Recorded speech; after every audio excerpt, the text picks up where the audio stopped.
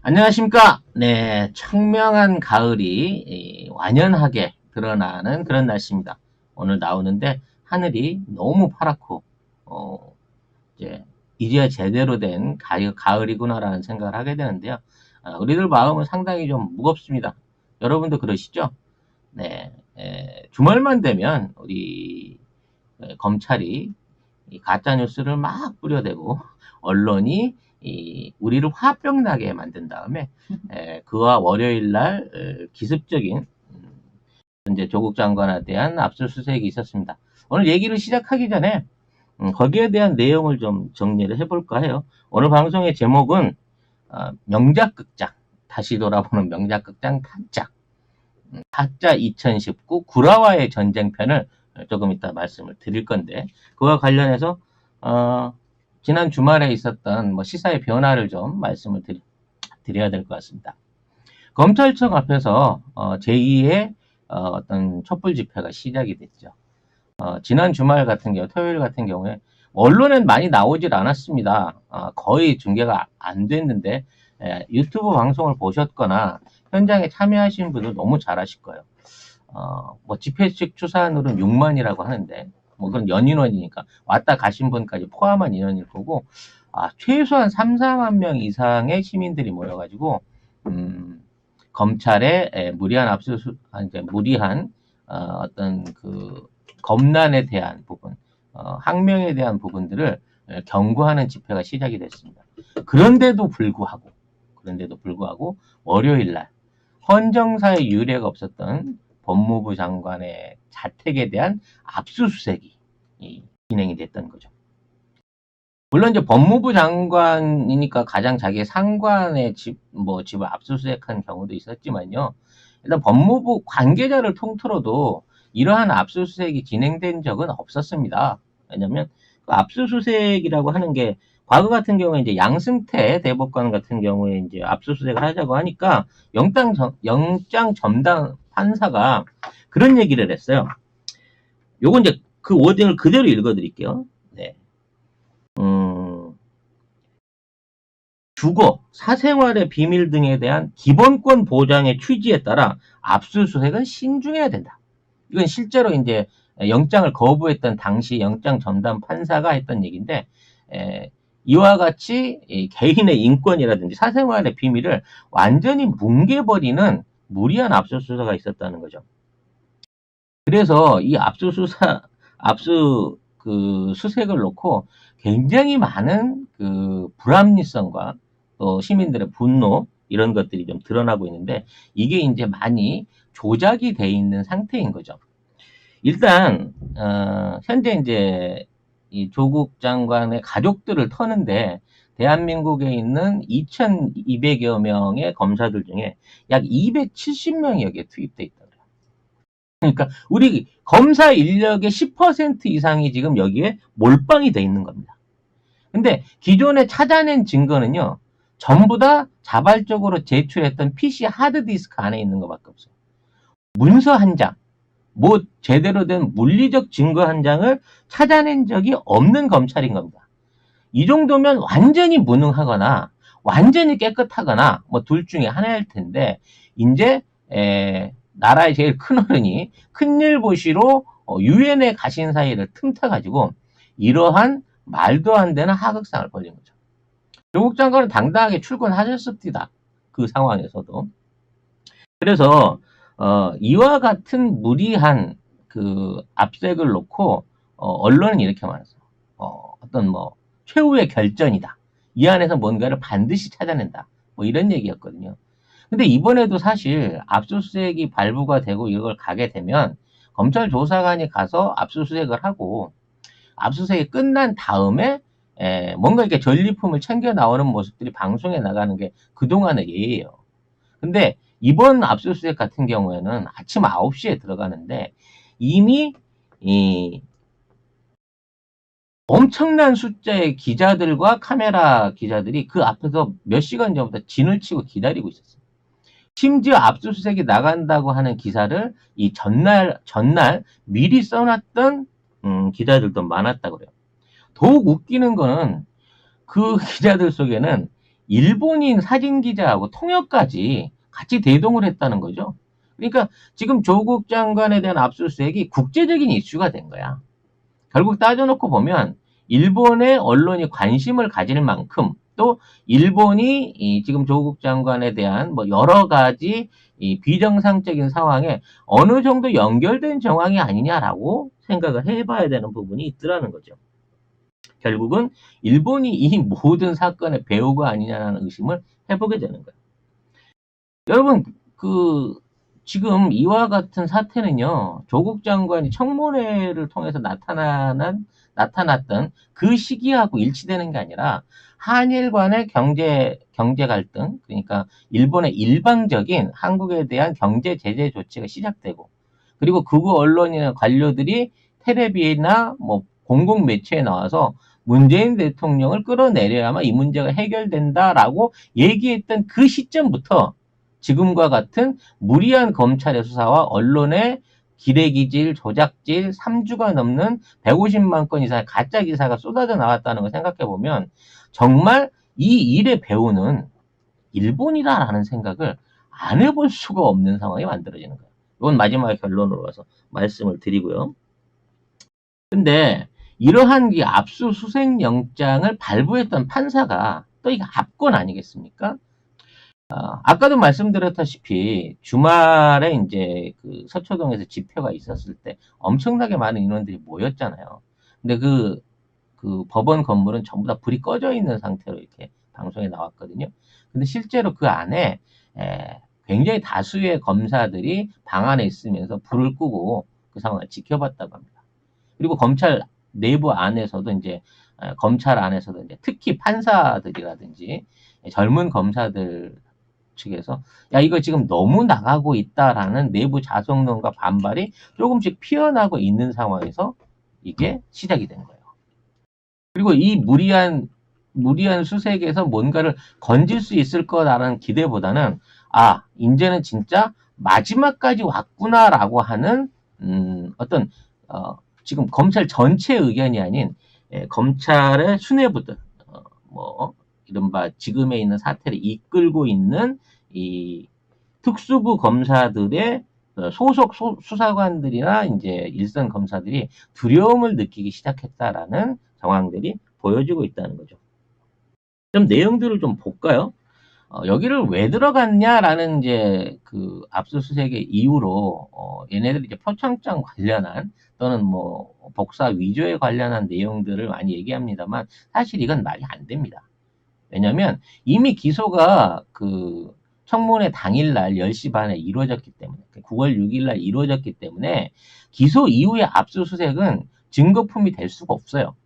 그러니까 실제 표창장 위조에 관련된 증거를 찾기 위해서 조국 그 장관의 집을 수색했다는 것은 법리적으로 말이 안 되는 얘기인 거죠. 그러면 무엇을 찾아 들어갔느냐 라는 부분에 있어서 수색은 9시에 시작됐어요. 그죠?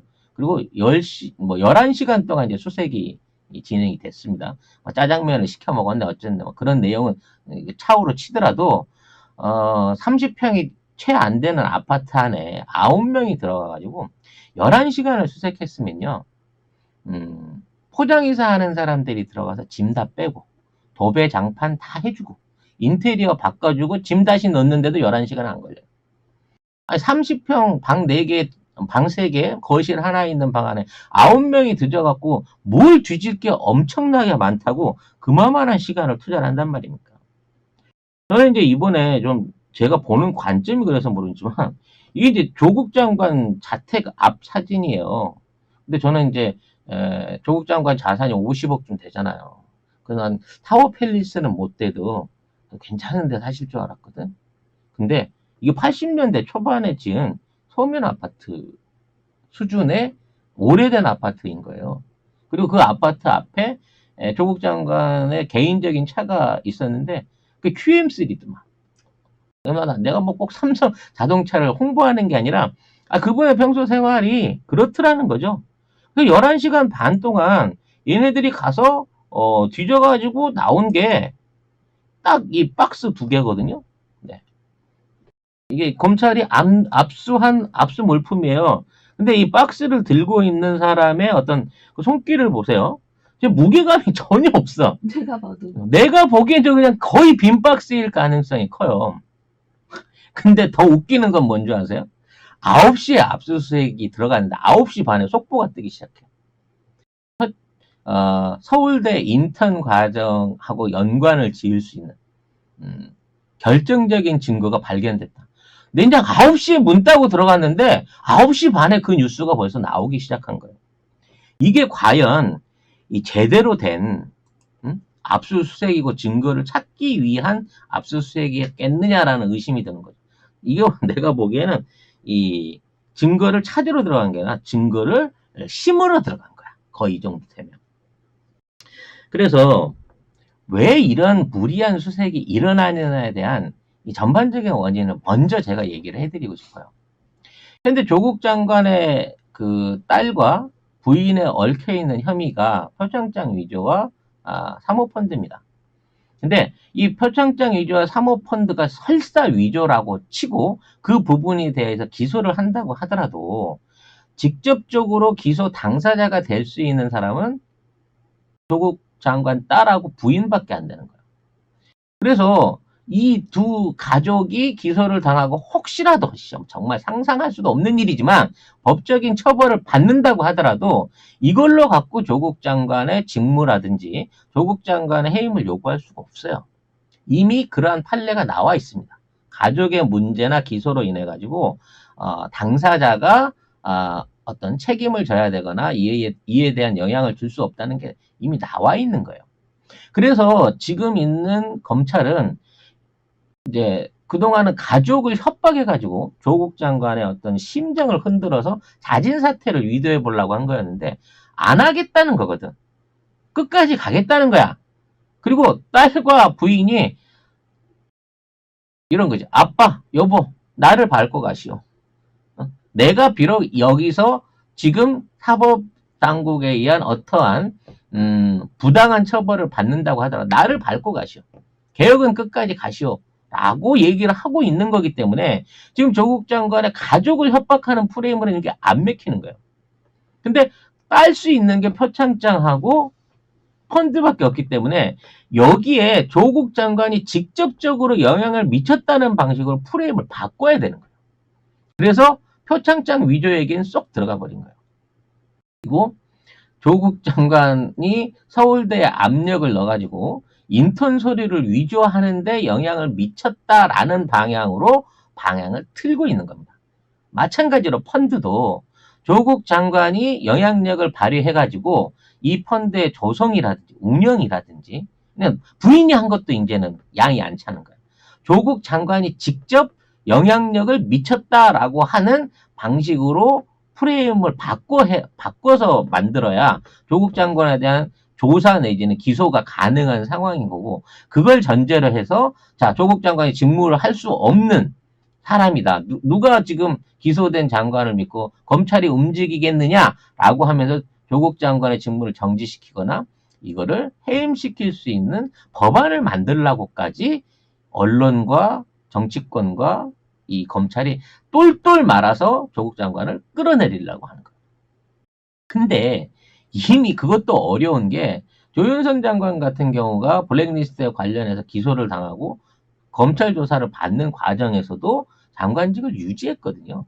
전례가 있기 때문에 이러한 새로운 법을 만들어서 그게 통과를 시킨다고 하더라도 이게 적용을 할 수 있을지 자체가 무리인 거예요.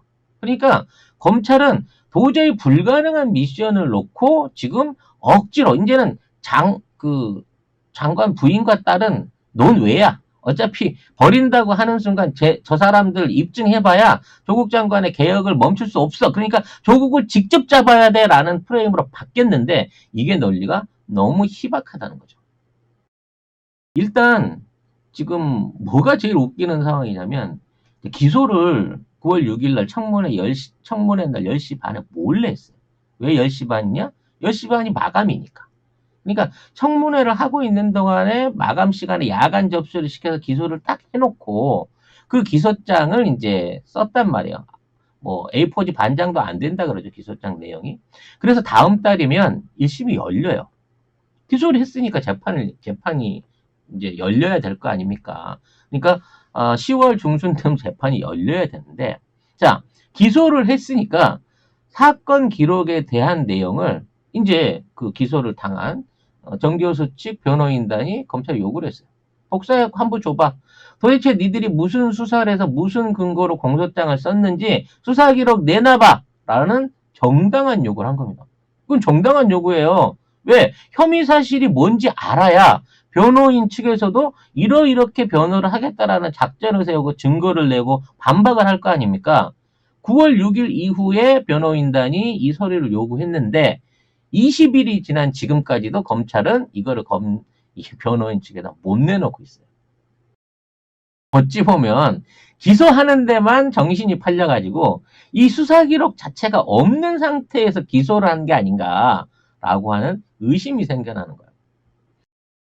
그리고 이제 기소를 해놓고 공판이 진행이 되다 보니까 공소장 변경을 요구를 하고 있는 거예요. 그러니까 공소한 내용에 있어서 표창장 위조에 대한 공소 내용에 있어서 내용이 변경됐으니까 공소장을 바꿔주십시오라는 요구를 검찰이 하고 있다는 거죠. 근데 원래 이 공소장의 변경은 확실한 증거가 있어서 기소 내용의 변경이 필요로 할 때 이러한 공소장 변경을 합니다.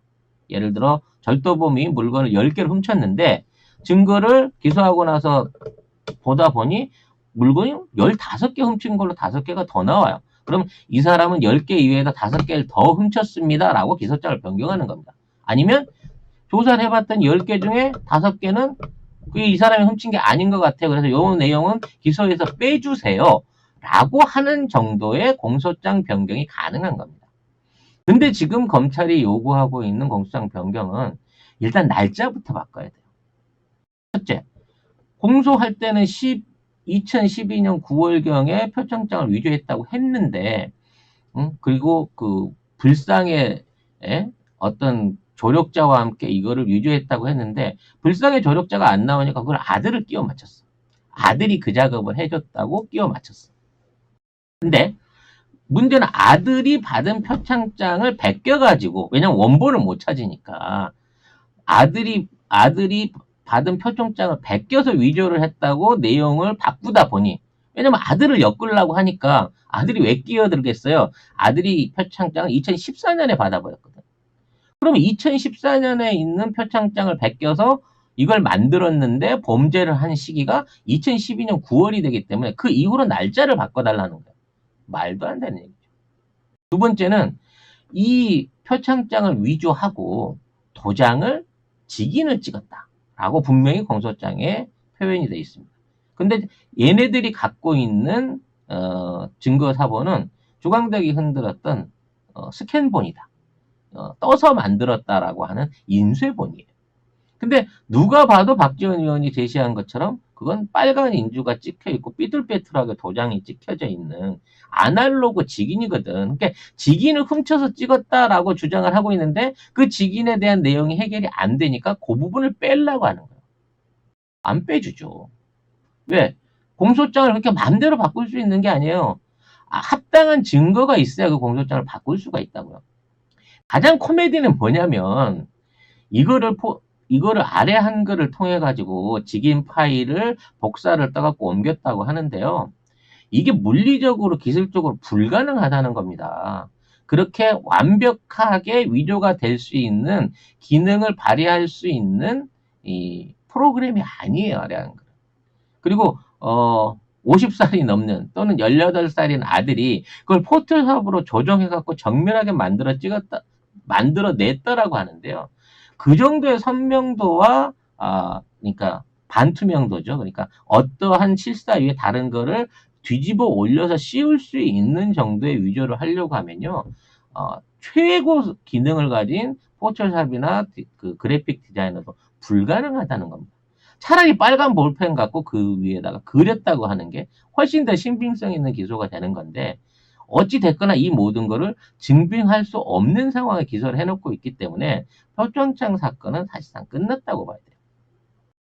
그리고 뭐 이제 그 사모펀드 관련한 거는 진행을 하다 보니 갑자기 말하자면 익성이라는 회사가 드러난 거고, 그 익성이라는 회사가 2015년도에 자금을 모집하기 위해서 코링크에 관련된 사업 설명회를 할 때 익성의 관계자 대표자로 오촌 조카 조 씨가 등장을 했던 인터뷰와 해당 영상들, 이런 기사들이 나오기 시작하면서부터 이것도 도저히 짜맞출 수 없는 단계로 지금 가고 있는 상황이에요.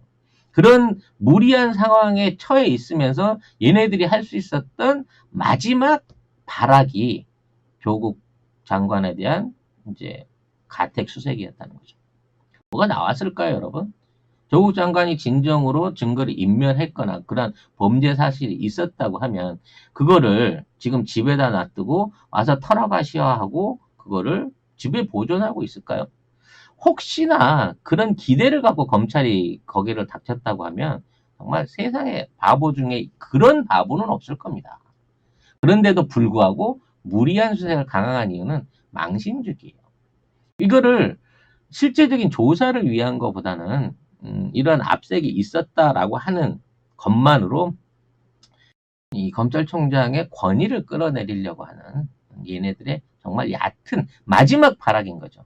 오직하면 이 수를 내놓고 윤석열 총장 본인은 수사에 너무 힘들어 스트레스를 받아서 나 병원에 입원해서 링거 맞고 있다라고 일선에서 빠진 거예요. 말하자면 물가에 애들을 내보내 놓고 그것도 막 소용돌이 치는 물가에 익사 직전에 애들을 밀어놓고 니들이 바닥에서 금덩어리라도 하나 캐갖고 올라와 보든가 라고 요구하고 있는 거나 마찬가지라는 거죠. 대부분의 지금 기사들은 짜장면을 시켜 먹었다. 11시간 동안 압수수색에 짜장면을 시켜 먹었다라는 쪽에 이제 다 많이 얘기들이 흘러가고 있는데 그보다 더 중대하게 알아야 되는 상황이 있는 겁니다. 왜 이렇게 시간이 오래 걸렸느냐? 현장에 들어가서 압수수색을 하려고 할 때 일반적인 피의자 신분이라든지 조사받는 과정이라고 하면 압수수색을 그대로 당해야 돼요. 영장을 받고. 근데 정 교수는 이미 기소를 당한 상태거든요. 기소를 당한 상태에서 추가 압수수색이 일어나게 되면 이를 법적으로 대항할 수 있는 권한을 갖고 있습니다. 그래서 변호사를 대동시킨 거죠. 변호사를 오게 해가지고 변호사를 통해 가지고 자 영장의 부당함, 영장의 수색 한계를 명확하게 짚어낸 겁니다. 그러다 보니 안방에서 수색해보고 안 나오니 딸방 한번 가겠습니다. 그래서 거기는 수색에 없는데 그러니까 그러면 영장을 제가 변경하겠습니다. 라고 영장을 좀 변경해갖고 딸방까지 벌 수 있게끔 새로 내주십시오. 그래서 영장이 새로 만들어서 옵니다. 그럼 딸방 뒤지고 좀 안 나와. 그러면 거실에 있는 금고를 좀 따봐야 되는데 금고를 열어주십시오. 우리 그거 안 되겠는데요? 또 전화를 합니다. 영장을 좀 수정해가지고 거실에 있는 금고까지도 좀 따볼 수 있게 해주십시오. 라고 해서 또 영장이 변경돼서 또 오는 겁니다. 이런 방식으로 계속해서 추가 수색할 범위를 넓히고 새로 영장을 발부받고 그 영장이 오기를 기다리고 이런 과정을 반복하다 보니까 이 압수수색, 그 조그만한 집에서 하는 압수수색이 11시간이 넘어간 거예요. 그럼에도 불구하고 빈 박스만 들고 나왔다는 겁니다.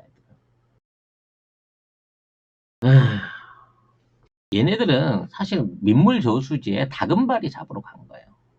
나올 수가 없는 증거, 애초에 존재하지 않는 증거를 찾으러 들어간 거기 때문에 지네들이 방송 발표대로 결정적인 증거를 그 안에서 찾아냈다고 하면 그거는 100% 조작된 증거일 것이다 라는 점을 우리가 알고 넘어가야 된다는 겁니다.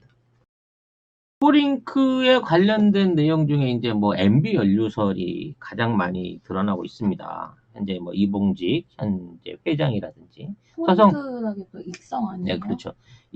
익성하고 관련돼 있는 내용들을 점검하면서 이봉직 회장과 서성동 사내의 상근 이사가 둘 다 이명박 경호실 차장 출신이다.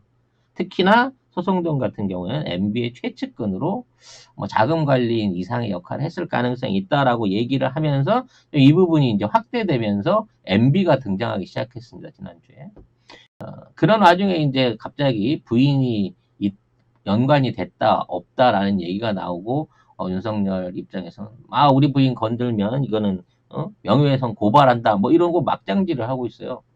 어, 검찰이 검찰 수사에 대한 정보를 지들이 흘리는 것 자체도 불법인데, 이런 수색에 대한 내용을 이미 기자들한테 흘리는 것 자체가 불법인데, 자, 오히려 지들이 흘린 정보 속에서 이러한 합리적인 의심에 대한 부분을 고소 고발을 하겠다라고 얘기하는 거. 그건 누구한테 조사를 시키겠다는 겁니까? 아니면 국민들 자체가 우리가 얘기하는 대로만 믿고 얘기하는 내용만 그대로 이해하고 니들은 의문도 가지지 마라고 강요하는 겁니까? 난 세상에 검찰이 하다 이렇게까지 말도 안 되는 무소불위의 권력을, 기소권을 마구 휘두르고 있는 상황을 본 적이 없어요. 지금 조국 장관을 마치 뭔가 불법을 저지르고 있는 사람처럼 얘기하는데 청문회도 거쳤고요. 정식으로 대통령한테 임명장을 받은 정식으로 임명된 장관입니다. 그 장관을 조사하겠다라고 하는 부분에 대해서 그건 검찰이 할 수 있는 수사권의 현재까지는 가진 권한이기 때문에 그걸 주겠다라고 인정하겠다라고 얘기하는 거는 당연한 거예요. 근데 직무에 대한 감찰, 제대로 된 인사, 뭐 그와 관련된 조직 내 변화를 못하게끔 하겠다는 얘기는 사원이 사장을 마음에 안 드니까 갈아줘. 나는 저런 사장이랑 일할 수 없어. 저 사장 나가. 이 회사는 내 거야 라고 주장하는 거랑 마찬가지라는 거죠.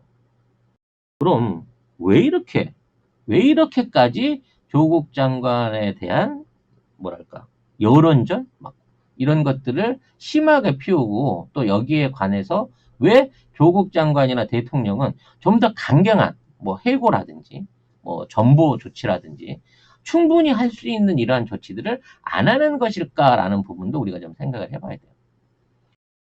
지금 맘만 먹으면 대통령은 지금이라도 총장을 해임할 수 있습니다. 법무부 장관은 현재 있는 특수부 검사들에 대한 직위를 해제하거나 다른 부서로 전출을 시키거나 그 조사 내용을 확인하고 그 조사를 강제 뭐랄까 어, 이제 조정할 수 있어요. 멈추게끔도 할 수도 있고 내용을 감찰할 수도 있는 게 법무부 장관의 권한인데 왜 이러한 권한을 안 쓰고 하는 대로 내비두고 있냐는 말이죠. 이거는 얘네들이 오히려 그렇게 해주기를 바라기 때문이에요. 모난돌이 정 맞는다고 막 이렇게 모진 짓을 해가면서 말도 안 되는 포각질을 해가면서 나를 잘라줘.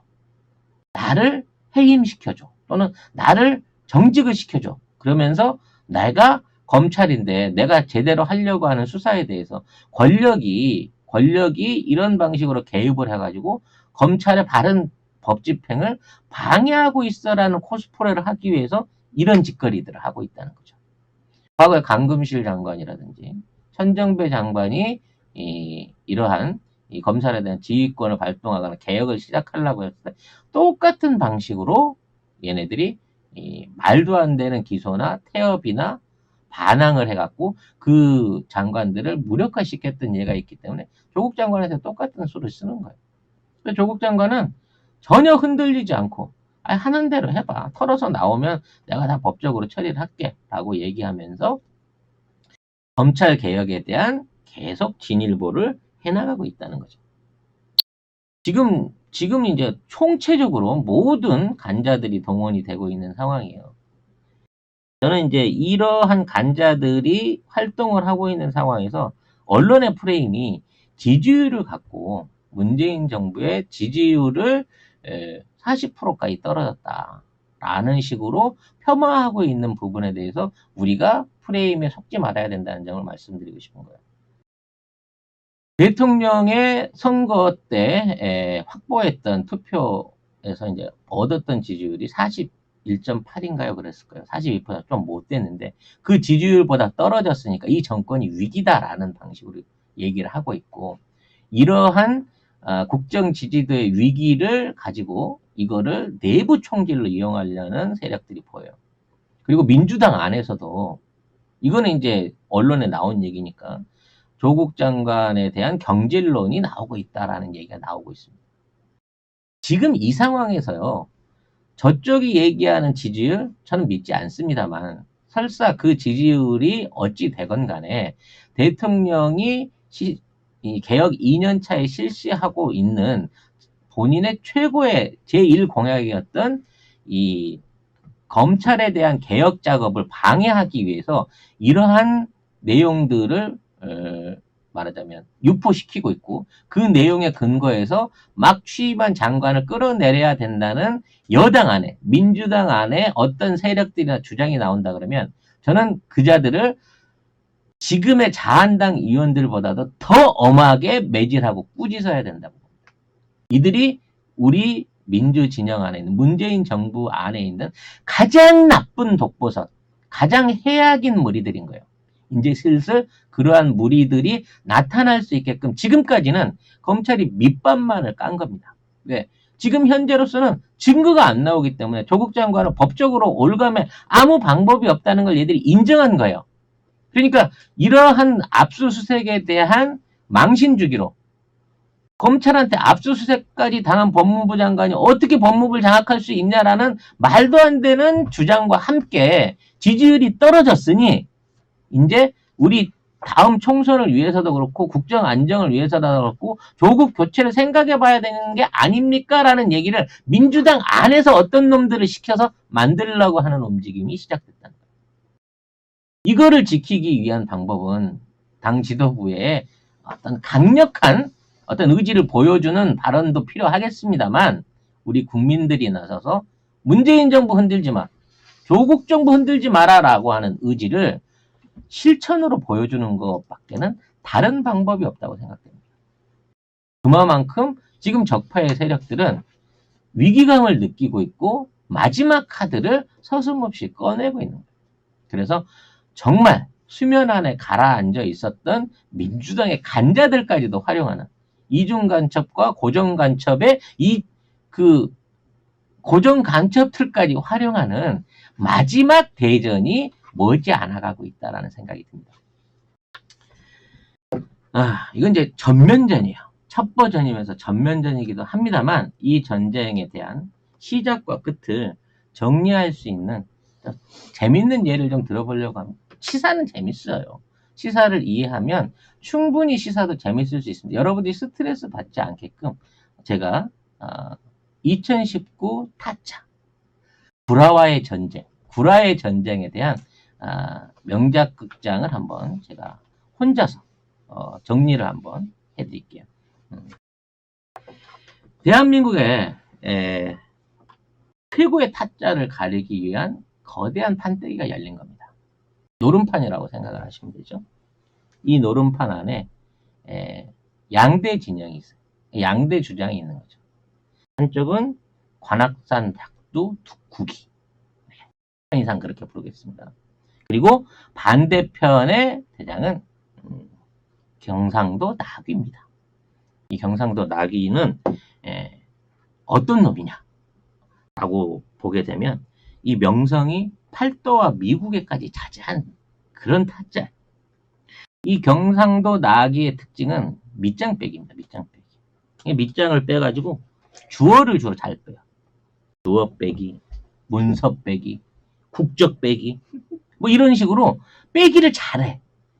그래서 이 나귀는요, 화투파의 끝발로 이기는 게 아니라 아주 야비한 거짓말과 술책으로 해갖고 이 노름판 자체를 완전히 뒤집어 엎어버리는, 이게 정통 노름이 아닌 이 아주 편법적인 노름의 아주 대가예요.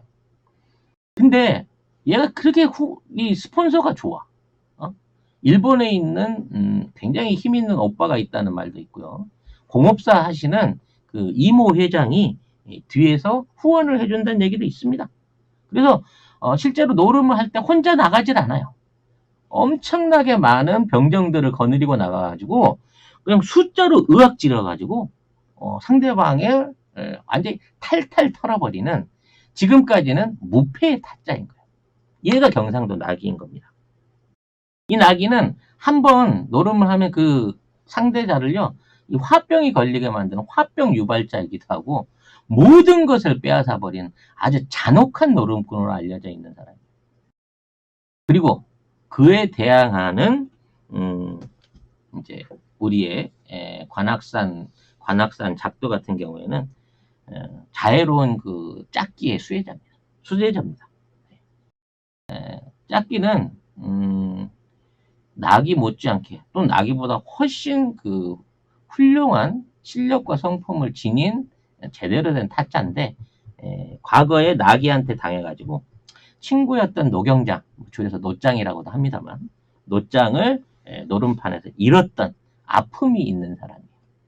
그래서 이 노름판의 쓰레기들을 쓸어버려야 되는데 본인이 직접 나설 수가 없게 되다 보니까 그동안 혼자 잘 가르쳐왔던 관악산 작두를 내보낸 겁니다.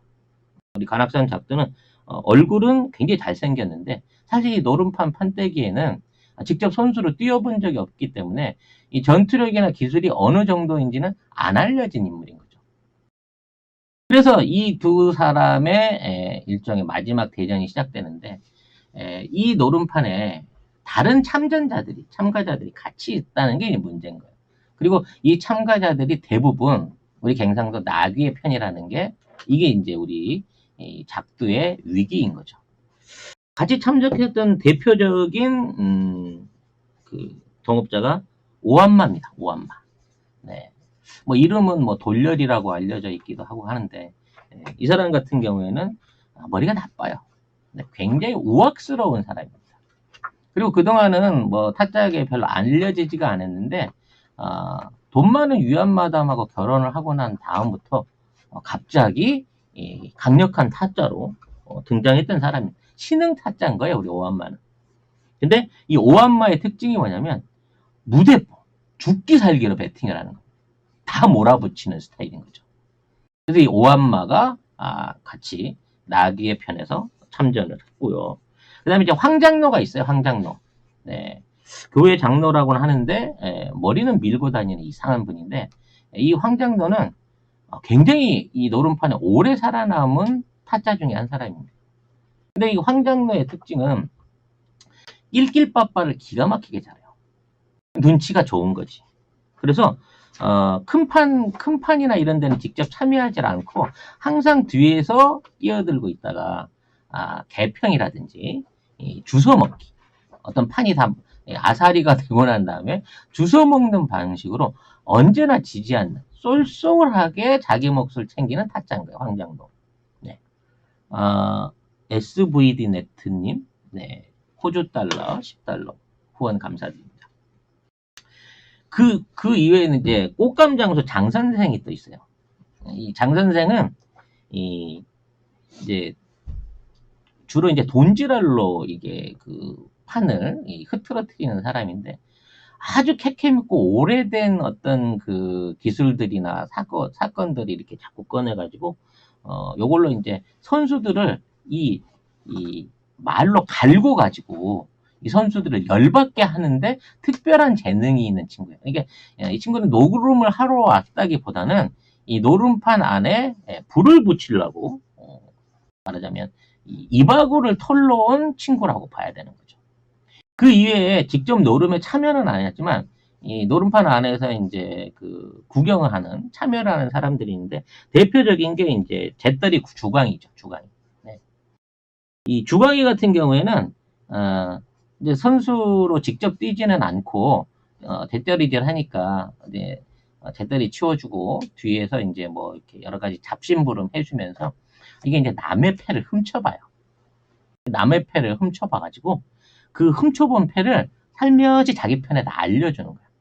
그러니까 무슨 뭐 얘가 재주가 있다든지 손재주가 있다든지 이런 걸로 판에 낀 게 아니라 불법으로 남의 패를 훔쳐보고 그걸 다 흘려가지고 노름판을 흐트러치는 구경꾼 중에 하나인 거죠. 양원정님 10,000원 후원, 마리미르님 20,000원 후원 감사드립니다. 그리고 또 노름판에 직접 참여는 하지만 항상 노름이 열리는데 참여하는 엄마담이라는 또 우리 마담 타짜가 한 사람이 있습니다. 이분은 이제 특징이 서울대 나온 여자죠. 네. 이분은 항상 낙이나 황장로가 가는 데를 늘 따라다니는 스토커 같은 타짜예요. 근데 노름판에 낄 밑전이 없어요. 그래서 항상 노름방을 기웃기웃거리긴 하는데 괜히 나귀를 미워해. 그래서 어떻게든 나귀 머리를 쥐어 뜯어 보려고 하는 이른바 이제 노름판에 공인된 광녀라고 소문이 난 사람이죠. 엄마다. 그리고 구락군 홍씨가 있습니다. 이 사람은 항상 경상도 이게 대표 타짜였어요. 근데 과거에 짝기 문경장한테 한번 이제 되게 탈탈 털려가지고 미천을 다 잃었어. 올인당했어. 그러고 나서 노름판을 떠난 줄 알았는데 나와바리도 이제 전부 다 나귀한테 다 뺏긴 걸로 알고 있었는데 아직도 노름의 미련을 못 버리고 노름판을 기웃기웃하면서 훈수질하고 있는 홍련감까지 구경꾼으로 있는 겁니다. 그리고 이제 괜히 이 노름판 밖에서 이렇게 목탁 치면서 연불 하시는 그 자한사 스님들이 있어요. 문수보살 비롯해서 노름을 직접 할 건 아니지만 낙이 이겨라라는 응원 차원에서 스님들이 이제 문 밖에서 계속 목탁을 치면서 이 노름의 향방을 지켜보고 계신 거죠. 그래서 결국 이 우리 그 관악산 작두 같은 경우에는 자기 편이 하나도 없는 상태에서 구경꾼까지도 전부 다 나귀 편을 들고 있는 상태에서 이 노름판에 끼어들게 된 겁니다. 누가 봐도 불리한 노름판인 거죠. 그래서 이렇게 이제 그 노름이 시작되다 보니까 한 2바퀴가 돌도록 제대로 된 접전이 안 일어나는 거예요. 왜냐면 서로 상대방의 패를 빤히 보고 있기 때문에 충돌이 안 일어나는 거죠. 2바퀴가 도는 겁니다. 그냥 공짜로. 한 2년 같은 시간이 지난 거죠. 그러고 나서 관악산 작두가 패를 쥐고 드디어 패를 돌리기 시작합니다. 관악산 작두의 손에 모든 노름꾼들과 구경꾼들의 시선이 몰려있죠. 나귀한테는 위에서 앉아. 상장로한테는 밑에서 앉아. 자기는 위에서 앉아. 이런 식으로 화투배를 돌리기 시작합니다. 누가 봐도 이상했죠. 네. 나귀가 눈치를 채고 작두의 손을 꽉 붙잡고 얘기를 합니다. 국이, 니는 내가 빙다리 핫바지로 보이냐? 너는 왜 패를 돌리는 척하면서 엉뚱한 패를 날리냐? 니는 나한테 지소미아 종려와 선거법 개정패를 줬지? 근데 너는 네 화투판 안에는 가짜 표창장과 펀드 횡령이 들어있을 것이야. 자, 나는 네가 그 패라는 것에 내 전재산과 손모가지를 건다. 너는 무엇을 걸래? 라고 치고 나온 거죠. 그러니까 우리 작두가 얘기를 합니다. 말도 안 되는 모함 하지 마시오. 내가 무슨 근거로 그 패라고 확신을 해요. 그렇게 패가 보고 싶으면 당신 내 편 판돈 모두 하고 당신 아들 국적을 거시오. 쫄리면 뒤지든가 하고 맞배팅을 하게 되는 겁니다. 그러니까 나귀는 주변의 동업자들을 쳐다보면서 이 패가 이길 것인가 안 이길 것인가를 잠시 고민하게 됩니다만 누가 봐도 자기네가 이길 것 같다는 생각이 든 거죠. 그래서 오한마를 불러서 자, 작두하고 나하고 손을 같이 묶어. 나는 내 쪽 사람들 전체 사학재단 비리를 비롯한 비리 전체 내 아들 국정면제 딸내미 입학비리까지 건다. 그럼 너는 니네 쪽 판돈 전부에다가 네 부인과 아들, 딸의 인생을 걸어라 라고 더 세게 배팅을 치게 되는 거죠. 국이는 우리 작두의 이름이 국이에요. 네, 우리 관악산 작두 국이는 그래서 이 나귀한테 마지막 제안을 합니다. 나귀, 그렇게까지 파국이 보고 싶냐? 왜 이렇게까지 집요하게 하는 거야? 응? 나귀가 대답하죠. 노름은 끝발로 하는 게 아니야. 응? 누가 끝발만 가지고 노름은? 노름은 기세야.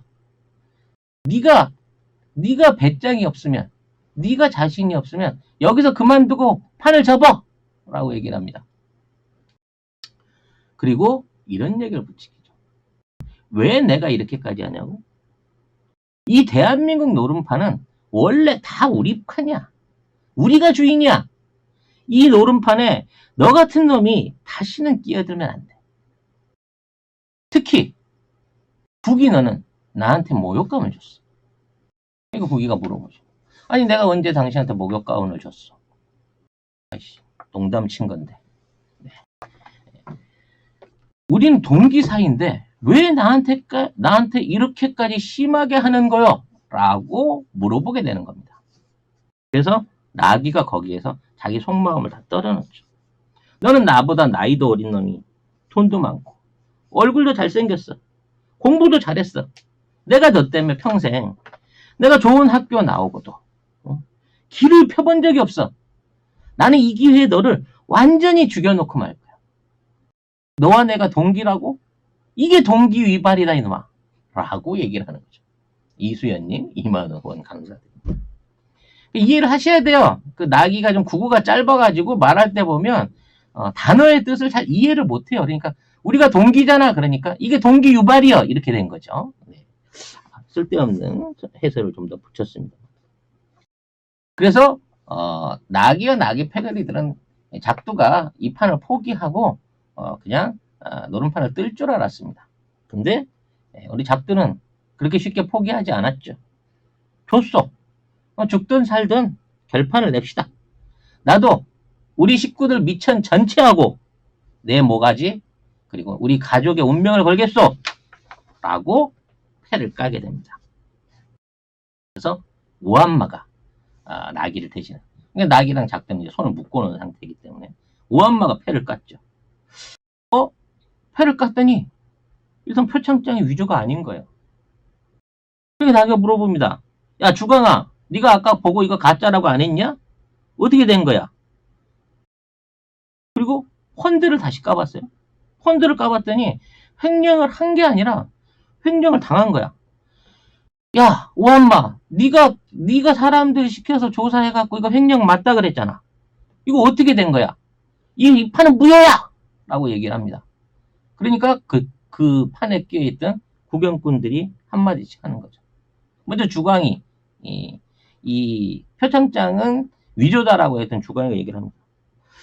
아니 나가 봤을 때는 그게 위조가 맞았는데, 그리고 이 성렬이가 말을 잘못했네. 오한마가 그게 광이 맞다 그래서 내가 가르쳐 드린 건데 라고 주광이는 발을 뺍니다. 꽃감장수 장선생은 하필 그때도 전화가 와요. 전화를 받으면서 뭐시? 우리 아들 준이가 사고를 쳤어? 술 먹고 사람을 쳤다고? 그러고 얘기를 하면서 나기 형님, 내가 우리 집안에 일이 있어가지고요. 내가 여기서 구경을 못하겠어. 그냥 끝발 나온 대로 책임을 지셔. 똥은 싼 사람이 치워야지. 이러고 도망을 가버립니다. 그 상황에서 이제 나기를 너무 싫어하는 엄마담이 야지를 넣는 거예요. 어찌까 우리 나기 성님 완전히 잣대버렸네요. 네. 이번에 머리 깎고 노름판을 떠요. 뒤는 걱정 마시고 나 그냥 바로 용산으로 전입할란게. 이렇게 나오는 거고, 거기서 이제 홍영감이 또 혀를 끌끌 차면서 얘기를 해주는 거죠. 나기 뭐든가 얼른 표를 까지. 아들 문제부터 얼른 다 까야지. 그렇게 당당한데 왜 못 가? 나기 저 친구는 어린 친구가 이렇게 노름을 더럽게 하더라고. 앞으로 이 노름판 무주공산 되겠네? 나 슬슬 복귀해야 되나? 이런 식으로 나기의 편이 갑자기 다 사라진 거죠. 거기에서 국이는 오한마를 다그칩니다. 나기야, 우리 스승님이 하신 말씀 전할게. 구라로 치는 놈은 구라로 찍어야지. 역구라야말로 노름에 꼬신 것이다. 오한마, 뭐다냐? 얼른 나기 손 찍어라. 네가 못하면 내가 직접 찍을 것이야. 그러면 더 아파? 그러면 네 친구 나기보다도 네 뒤에 그 뒤에 있는 본방 이 회장이나 다른 사람이 더 다칠 것인데 어쩔래? 네가 의리를 지키다 같이 죽을래? 아니면 네 손으로 나기 손을 찍을래? 라고 오한마를 다그치는 거죠. 자, 여기까지만 스포일러 하겠습니다. 자, 오한마가 나귀의 손을 찍었는지, 나귀가 실제 전 재산을 내놓고 노름판을 떠났는지는 여러분들이 본편을 보시면 확인하게 되실 것입니다만, 일단 중요한 거는 지금까지의 흐름으로 봤을 때 이 구라의 전체적인 모든 흐름이 지리산 작두와 작두의 스승인 짝귀가 또는 문경장이, 노경장이 어떠한 형태로든지 지금의 상황을 이끌어온 게 아니냐라고 하는 게 이 영화의 감칠맛이고 백미인 것이죠. 지금까지 이제 제가 스스로 정리를 해본 2019 신정영화 타짜 구라의 전쟁의 스포일러였습니다만, 여기서 이제 결론적으로 좀 정리를 해보려고 합니다. 왜 이들이 검찰 개혁에 대해서 이렇게 극악할 정도로 저항을 할까요? 이렇게까지 이 막강한 저항을 해본 적은 군사 정권 하에서도 없었고요. 이명박 정부나 박근혜 정부에서도 이와 같은 극악한 폐악질은 없었거든요. 근데 왜 지금 이 시점에 이렇게 나오는 걸까요? 검찰, 경찰, 정치권, 이제는 언론과 학계, 그리고 오프라인으로 동원될 수 있는 보수 단체들까지 전부 튀어나와 있습니다. 엄청나게 많은 기사들과 이 기사들을 퍼날르는 여론 조작단들이 이 도처에서 창고를 해서 정말 너무나 많은 정보를 쏟아내고 그 정보 속에 우리 국민들을 미로에 가둬놓고 있습니다. 왜 이렇게까지 하는 거고, 그 엄청난 조직과 자금은 누가 동원하고 있을까요? 그럼 이 싸움의 진정한 배후, 이 싸움을 이기려고 하는 세력이 무엇인지에 대한 생각을 해볼 필요가 있다는 겁니다. 이 지점에서. 저는 지금 현재 대한민국에 존재하는 거대한 적폐의 뿌리를 우리가 이해할 수 있는 계기가 되었다고 생각을 합니다. 이 기득권 세력은 단순하게 1, 2년이나 1, 20년 한 세대를 통해서 만들어진 세력들이 아닙니다.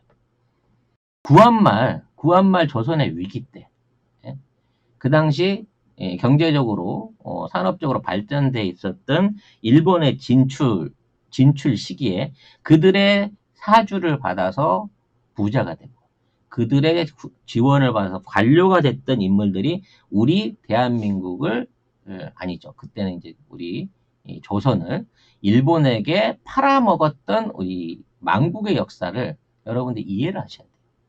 그때 만들어졌던 그 세력들이 일제치해 하에서, 일제강점기 하에서 우리 국민들을 수탈하고 그들 스스로의 재산을 착복하고 우리가 독립하려고 했던, 민족의어를 지키려고 했던 사람들을 탄압했던 세력들이 계속 이어지고 있는 겁니다. 이 외구의 학정에 봉사하면서 이득을 챙겨온 변절의 무리가 지금 있는 적폐의 시작인 거예요.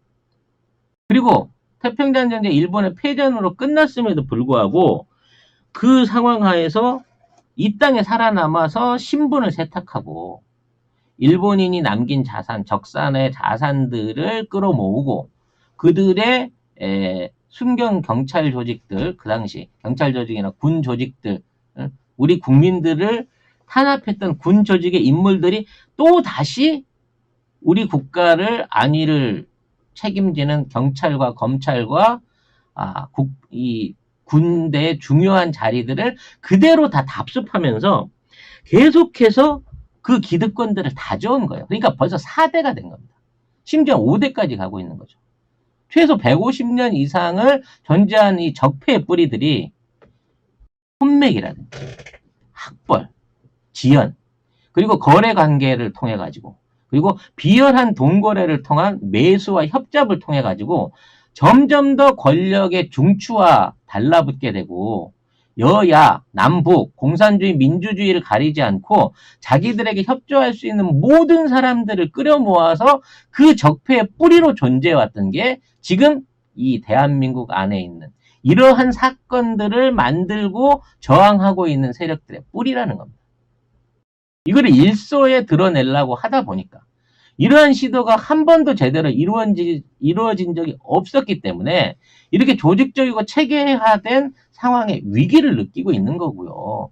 이 조직들의 가장 큰 뿌리와 협조자는 대한민국에 있는 게 아니라 일본에도 연결이 다 있다는 것을 우리가 지금 확인하고 있는 상황인 겁니다. 그동안은 너무 몰랐어요. 그 뿌리가 너무 깊게 박혀 있고 널리 퍼져 있어서 이 적폐가 어디서 온 거고 누구누구가 연결돼 있는지를 몰랐는데 지금 봤더니 여야의 구분이 없더라는 거지. 세대의 구분이 없더라는 거죠.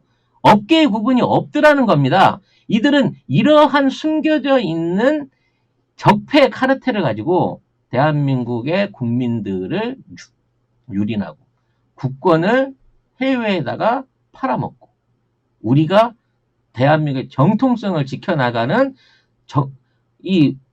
우리 국민이 뽑은 정부와 우리 국민이 피를 흘려서 얻어낸 민주주의를 무너뜨리려고 하는 행동을 하고 있다는 거죠. 그리고 그중에 가장 나쁜 자들, 그동안 가장 질적으로 나쁜 놈들, 숨어있던 이중의 첩자들마저도 이제는 모두 걸기를 해서 창궐을 해서 이 상황을 뒤집으려고 이 상황을 무력화시키려고 하고 있다는 겁니다. 이들을 응징할 수 있는 정부가 우리에겐 있습니다. 이미 한 번, 두 번의 기회를 우리가 제대로 활용하지 못했고 그 기회를 놓쳤기 때문에 저들은 더욱 악랄해졌고 더욱 교묘해졌고 더욱더 강력한 힘을 발휘하도록 단합이 됐다는 겁니다. 이들에 저항할 수 있는 세력은 이제 민초밖에 없습니다, 여러분. 임진왜란은 이순신 장군이라는 위대한 영웅이 있었긴 합니다만 이순신을 따르던 수없이 많은 의병과 수병과 백성들 자발적으로 일어났던 민초가 아니었으면 그 국난을 이겨내지 못했을 겁니다. 병자호란도 마찬가지고 그 어떤 국난 안에서도 국가나 시스템이 좋아서라기보다는 국민의 의지가 백성들의 의지가 이 한반도의 한민족을 5,000년 동안 지켜온 겁니다. 근데 왜 우리가 일본에 무너졌을까요? 우리의 의병이라고 할 수 있는 민초들을 저들이 가장 먼저 말살하고 그 의병들이나 일어날 수 있는 백성의 의지를 꺾어버리는 상황에서 이 나라를 침탈했기 때문에 즉 동학혁명을 강제로 수십만의 희생자를 만들어가면서 억압하고 그 많은 백성들을 살해하고 이 땅에 들어왔던 일본이 결국 이 대한민국이라고 조선이라고 하는 한반도라고 하는 나라를 집어먹었다는 겁니다. 그리고 그 이후에도 아직까지도 그 뿌리가 살아나면서 똑같은 그때와 똑같은 우리 대한민국의 위기 상황을 만들어가고 있다는 겁니다. 누굴 위해서? 일본을 위해서.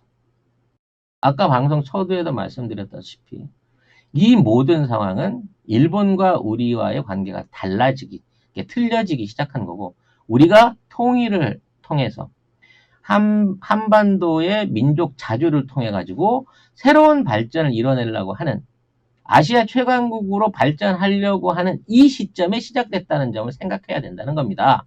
그동안은 충분히 기생해서 먹고 살 수 있었던 그래서 이렇게까지 하지 않았던 자들이 다 들고 일어나는 데는 그들의 위기감도 만만치 않은 현실로 와 있다고 하는 겁니다. 여기서 이 책임을 조국 장관 한 사람이나 문재인 정부에게만 떠맡겨서는 안 됩니다. 우리가 나서야 됩니다. 어려운 거 아닙니다. 우리가 무슨 과거처럼 또 촛불을 들거나 죽창을 들고 나가서 저들을 응징해야 되는 단계가 아닙니다. 우리가 정부를 믿고 있고 조국 장관을 믿고 있고 검찰 개혁을 필요로 하고 있고 우리는 새롭게 바뀐 대한민국을 원한다는 의사표시를 여러분들이 해주시면 됩니다. 서초동에 집회를 나갈 수도 있습니다. 댓글을 선풀을 쓰는 것도 있을 수 있고요. 우리가 알고 있는 제대로 된 정보, 잘못된 정보를 수정해주고 제대로 된 정보를 널리 알리는 그리고 뭐 검색어 작업이라든지 SNS를 통한 좋아요 작업, 청원 작업에 참여하는 것만으로도 우리 국민들이 모이고 뭉치고 저들의 잘못된 야욕을 정리할 수 있는 기회를 반드시 맞이하게 된다. 그리고 이것은 뭐 개선의 문제가 아닙니다. 우리 한반도와 대한민국의 생존을 위해서. 왜? 이제는 내부의 상황이 아니에요. 일본하고 전쟁을 하고 있는 상황인 겁니다. 이 일본과의 전쟁이 결국은 지금 조국 장관에 대한 이와 같은 극렬한 항명의 원인이 됐다는 부분을 여러분들이 크게 생각하시고 그들을 물리칠 수 있는 여러분들의 조력, 협력, 참여를 부탁드리고 싶습니다. 시민이 나서서, 우리 국민이 나서서 이 나라를 변화시키지 않으면 우리 가족과 우리 후손이 행복할 수 있는 대한민국의 미래는 없습니다, 여러분. 혼자서 뭐 애국 충청에 넘치는 마음으로 또 이 분노의 바닥 안에서 이 분노의 대상을 어디로 타겟팅을 해야 될지를 모르고 있는 여러분들과 공감하기 위해서 오늘 방송을 준비를 했습니다. 오늘 방송 여기서 마치겠습니다. 1시간쯤 후에 좀 감정을 가라앉히고 다음 방송으로 찾아뵙겠습니다. 12시 반쯤에 스트리밍, 두 번째 스트리밍 시작하시는 거죠? 네, 12시 반에 뵙도록 하겠습니다. 들어주신 여러분 널리 알려주시고 방송에 좋아요와 구독 함께하는 방송의 성의를 보여주시기를 부탁드리겠습니다. 감사합니다. 이 12시 반에 뵙기